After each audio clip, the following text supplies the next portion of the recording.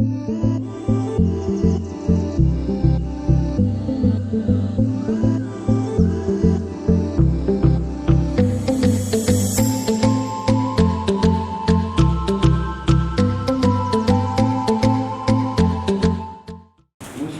bienvenue à notre siège. Nous sommes très heureux car depuis 2017 pratiquement, nous attendons la réunion de ce conseil. En tout cas, merci d'être venu et je souhaite que cette première réunion de prise de contact se déroule dans une ambiance bon enfant et que les travaux soient couronnés de beaucoup de bonnes décisions. Je vous remercie. Le premier point de l'ordre du jour est consacré aux informations. Le deuxième point va consister à présenter brièvement l'OCPV. Le troisième point va viser à présenter le plan d'action et le budget de l'année 2022. Le quatrième point est consacré aux divers. Ok, je voudrais juste faire une brève présentation de l'OCPV. Donc, au niveau de la nature juridique, c'est un établissement public à caractère administratif qui a été créé depuis le 27 juillet 1984. C'est un décret numéro 84, 1984, Le projet a subi donc deux modifications. La première modification c'était en 92 et une deuxième modification en 2012. Donc, actuellement, c'est sous le décret numéro 2012-960e du 10 octobre 2012 que nous fonctionnons. Notre tutelle technique, c'est le ministère du Commerce et de l'Industrie et la tutelle économique et financière du ministère du Budget et du portefeuille de l'État. Au niveau des missions, notre mission principale, c'est d'apporter une aide à l'amélioration de la commercialisation des produits rubriés en Côte d'Ivoire. Nous sommes chargés donc d'étudier les problèmes relatifs à la collecte et à la distribution des produits publiés en vue de proposer toute action concrète tendant à assurer une meilleure commercialisation de ces produits, de contribuer à l'organisation des marchés des produits publiés, notamment les marchés de gros, marchés de détail, en vue d'une meilleure performance des mécanismes et infrastructures de ces marchés en Côte d'Ivoire. Des véhicules qui ont une charge comprise entre 1 tonne et 5 tonnes payent 2500 francs. Et tous les véhicules qui ont plus de 5 tonnes payent 3 000 francs. Pour tout véhicule qui sort du territoire ou qui entre, paye 5 000 francs. Donc, au niveau donc des subventions d'exploitation, nous avons 906 118 409 francs. La subvention de personnel est de 586 118 409 francs et la subvention pour l'achat des biens et services est de 320 millions. Purga, parce que l'OCPV bénéficie de ressources dans le cadre de la lutte la construction des infrastructures de mise à marché, des ressources au coût du Purga 2. En principe, le budget devait comprendre à la fois les ressources du budget de l'État et puis les ressources du Purga. Les techniciens sont là. Monsieur le directeur.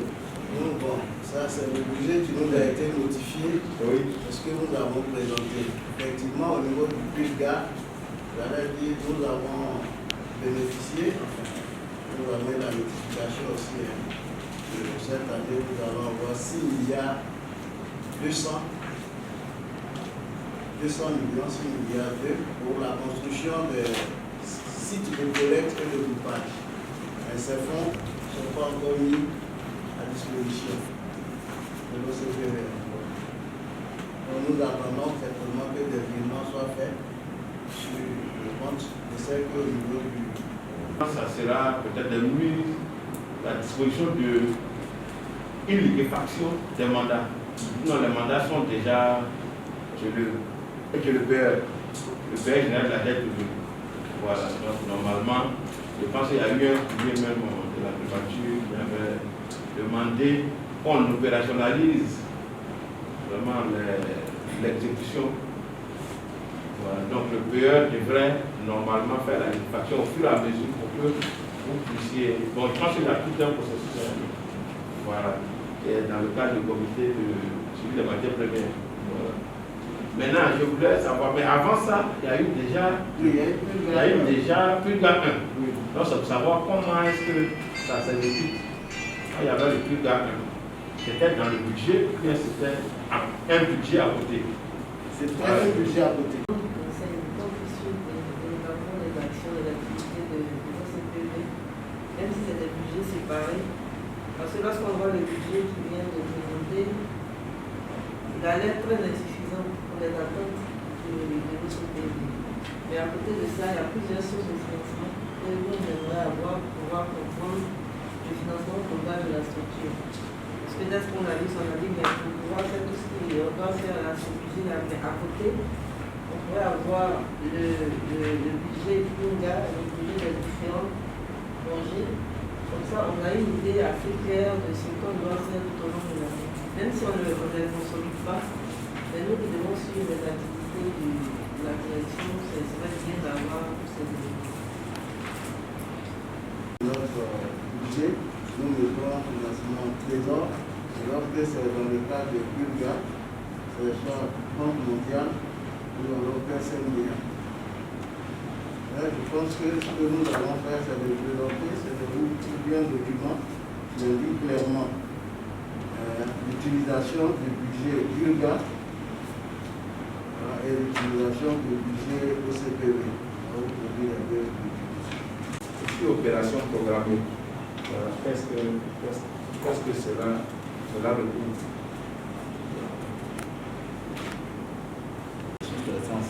Oui, sous-traitance. Je vois que pour les faits de gardiennage, nous sommes passés de 0 en 2020, 2021 à 22 millions en 2022. Et puis, pour la ligne 6500, donc salaire et acquittement du personnel sur la ligne du Paris, on passe de 241 millions, presque 2,8 millions. Parce que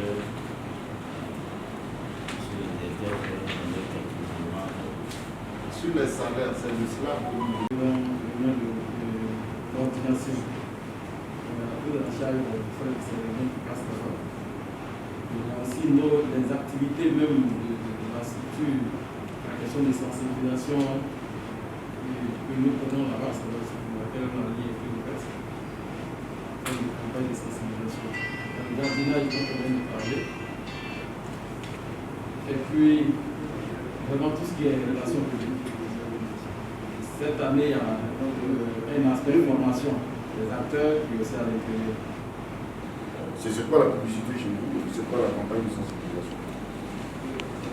Parce que si vous prévoyez donc une campagne de sensibilisation pour l'éducation que vous avez, il faut nous expliquer la différence avec la publicité. Parce que j'ai vu que la publicité, vous avez 28 millions là-bas.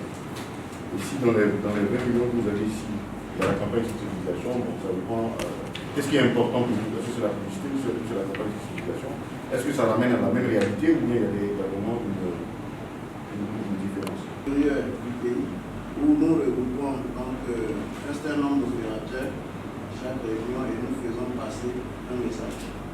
Ça, c'est ce que nous appelons campagne de sensibilisation. Par exemple, pour cette année, nous prévoyons aller un peu partout dans le pays pour former les opérateurs sur l'utilisation des unités de mesure conventionnelles, notamment l'utilisation de la balance dans la vente des produits vivriers. Une loi qui existe depuis 2016 et cette loi-là n'a pas fait l'objet vraiment d'information, sensibilisation des acteurs. La campagne de sensibilisation sera portée sur ça. Et puis ça peut porter aussi sur d'autres thématiques qui ont un lien avec la commercialisation des produits vivriers, notamment les questions de qualité sanitaire des produits, les questions de conditionnement des produits.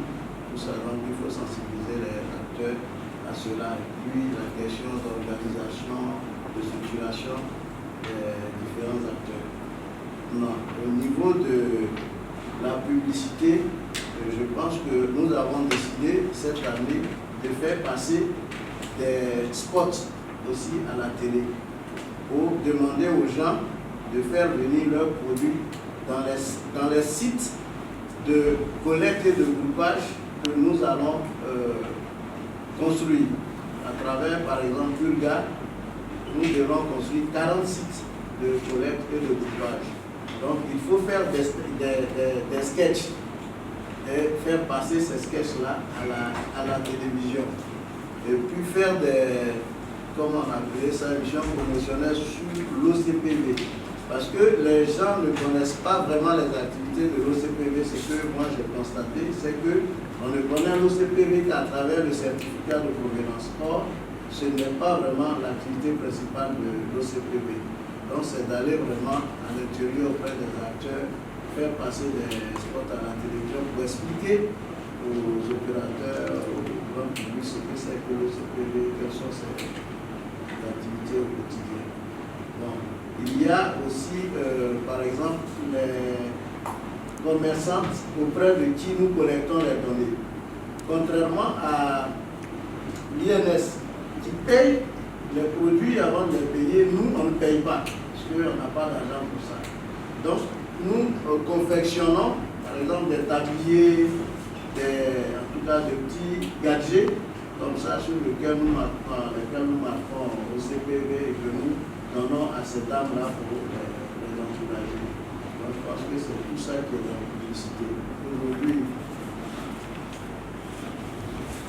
dans la même localité, vous pouvez avoir plusieurs coopératives. Donc, on essaie de les sensibiliser qui veulent, par exemple, unir leur force pour avoir une coopérative un peu plus forte. Donc, on a les sociétés coopératives, on a également les encourages à se mettre aussi en union. Très souvent, les gens pensent que le marché du livre n'existe pas. Le marché existe bel et bien. Le secteur du livre peut générer beaucoup de ressources. Mais pour y parvenir, il faut que l'État accompagne. On prend des décisions assez courageuses. Parce que le certificat de provenance, par exemple, nous permet d'avoir des ressources. En 2016, quand moi j'arrivais, on était à 39 millions avec le certificat de provenance. Aujourd'hui, nous sommes près de 100. Toutes nos ressources propres, aujourd'hui, on est autour de 187. Mais toutes nos ressources propres, en 2017, on était à 39 millions. Aujourd'hui, on a 187 millions de ressources propres. Et ces ressources propres, on a dit, il y a les loyers du domaine et puis le certificat de provenance.